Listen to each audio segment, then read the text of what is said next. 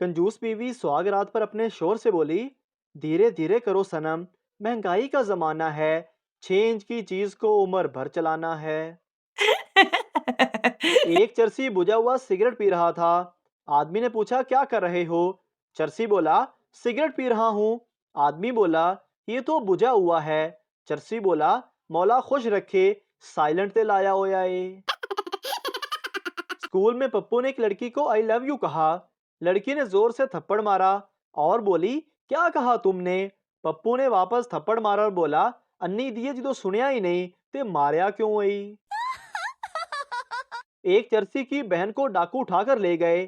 चरसी डाकुओं के पीछे भागा जा रहा था। रास्ते में किसी ने कहा कि डाकुओं के पीछे खाली हाथ नहीं जाते, तो चरसी 5 किलो आम ले गया। एक शादीशुदा शख्स शादी के कुछ अरसे बाद मोटापे से तंग आकर जिम गया और ट्रेनर से कहने लगा, मुझे ऐसी मशीन दिखाओ जिसे इस्तेमाल करके मेरी बीवी मुझ पर मर मिटे। ट्रेनर उसका हाथ पकड़कर एटीएम मशीन के पास ले गया और जाकर धीमे लहजे में बोला, ये है वो मशीन, बाकी सब मशीनें बकवास हैं। बीवी खावन से, आज मेरे बदन में आग लगा दें।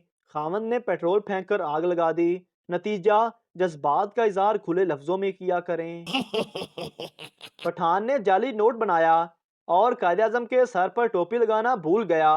दुकानदार ने पूछा, इसकी तो टोपी ही नहीं है। पठान बोला, ये कायदे आजम की गर्मियों की तस्वीर है।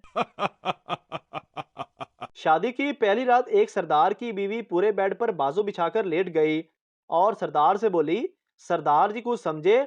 सरदार फौरन बोला, हाँ कमीनी, तू पूरे बेड पे अकेला सोना चाहती है। पठान की शादी कर भी लड़की से हो गई। अगले दिन उसके दोस्त ने पूछा, सुनाओ खान साहब, कैसी गुजरी रात? पठान बोला, मेरी तो अभी उससे बात तक नहीं हुई यार, जब भी मैं उससे बोलने की कोशिश करता हूँ तो वो कुरान पढ़ना शुरू कर देती है। बेगम काफी दिनों से जोड़ों के दर्द की शिकायत कर रही थी। फिर कल उन्हें साथ लेकर गया और 3-4 कपड़ों के जोड़े लेकर दिए। अब अल्हम्दुलिल्लाह काफी अफाका है। बीवी पे खर्च करो, इससे पहले कि वो डॉक्टर पर खर्च करवा दे। एक देहाती बस की छत पर बैठकर लाहौर से पेशावर जा रहा था। रास्ते में गाड़ी रुकी तो खाना खाने के बाद वो गलती से कराची जाने वाली बस की छत पर बैठ गया। थोड़ी देर बाद नीचे झांक कर एक आदमी से पूछा, आप कहाँ जा रहे हैं? मुसाफिर ने जवाब दिया, कराची। देहाती हैरान होकर बोला, साइंस ने कितनी तरक्की कर ली है, ऊपर वाले पेशावर जा रहे हैं और नीचे वाले कराची। सहेली की शादी पर बीवी शोर को भी साथ लेकर गई। शादी हाल में बीवी थोड़ी थोड़ी देर बाद मर्दों वाली साइड पर आती और शोर को उंगली के इशारे से बुलाती। शोर जब बात सुनने आता तो बीवी पूछती, तुम ठीक हो? चौथी पांचवी दफा जब ऐसा ही हुआ तो शोहर ने बीवी से पूछा, खैरियत है, आज बार बार उंगली से इशारे कर रही हो? बीवी ने जवाब दिया, दरअसल मैं अपनी सहेलियों को अपनी उंगली की ताकत दिखा रही हूँ, बहुत मजा आ रहा है। एक पार्टी में एक लड़का एक लड़की को देखे जा रहा था। लड़की उसके पास आई और बोली, मेरे एक हाथ में प्लेट है और दूसरे हाथ में गिलास है, क्या आप मेरे चेहरे से एक चीज हटा देंगे? लड़का खुशी से बोला, जी जी बताएं क्या हटाना है? लड़की बोली, अपनी मनहूस नजरें मेरे चेहरे से हटा लो। एक सरदार अपने मुर्गे और मुर्गी की शादी करवा रहा था। किसी ने पूछा, सरदार जी ये क्या कर रहे हो? सरदार बोला, मुर्गी ने अंडे देना बंद कर दिए हैं, मैंने सोचा मुर्गे से इसकी शादी करवा दूं, शादी के बाद डायरेक्ट बच्चे देगी। एक पठान शराब पी रहा था और अचानक रोने लग गया। दूसरे पठान ने पूछा, क्यों रो रहे हो? तो पहला पठान बोला, मैं एक लड़की के साथ प्यार करता था, उसने मेरे साथ बेवफाई की, अब मैं उसे भूलना चाहता हूँ लेकिन मुझे उसका नाम याद नहीं आ रहा। एक लड़की डॉक्टर के पास गई और अपनी कमीज उतार के उसके सामने बैठ गई। डॉक्टर ने ये देखा तो गुस्से से बोला, ये क्या बदतमीजी है, मैं दांतों का डॉक्टर हूँ। लड़की बोली, हाँ हाँ मुझे पता है, मैं भी दांत निकलवाने आई हूँ, निपल में फंसा हुआ है। अस्पताल में पठान अपने बच्चे को गोद में लेकर प्यार कर रहा था कि बच्चे ने पेशाब कर दिया। पठान भागता हुआ डॉक्टर के पास गया और बोला, डॉक्टर साहब ये बच्चा तो लीक है, हमें कोई और बच्चा दें। एक खातून ने अपने शोहर को किसी दूसरी औरत के साथ सिनेमा घर से बाहर आते देखा, तो अपने शोहर से पूछा, तुम किसी गैर औरत के साथ सिनेमा घर क्यों गए थे? जवाब दो। शोहर ने जवाब दिया, दरअसल आजकल ऐसी फिल्में बन रही हैं, बंदा फैमिली के साथ देख ही नहीं सकता। सरदार का दोस्त सरदार से, सरदार जी, अगर आपकी बीवी को चुड़ैल लिपट जाए तो आप क्या करेंगे? सरदार हंसते हुए बोला, मुझे क्या करना है, ये दोनों बहनों का आपस का मामला है। कुछ दिन बाद काल मिलाते ये आवाज आया करेगी, महंगाई एक मोलक और जानलेवा बीमारी है, इससे बचें, खाना कम खाएं, फटे पुराने कपड़े पहने, जितना हो सके पैदल चलें या साइकिल का इस्तेमाल करें। याद रखें, महंगाई से लड़ना है, हुकूमत से नहीं। एक गांव में चोरी हो गई, बावजूद लाख कोशिशों के चोर नहीं पकड़े जा सके।